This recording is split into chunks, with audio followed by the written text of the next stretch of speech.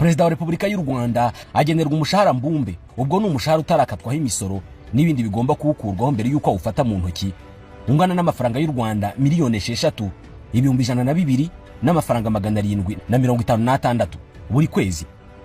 Umukuru w'igihugu kandi ahabwa na leta inzu yo kubamo ifite ibyangombwa byose, ahabwa imodoka 5 z'akazi za buri gihe n'ibyangombwa byazo byose byishyurwa na leta.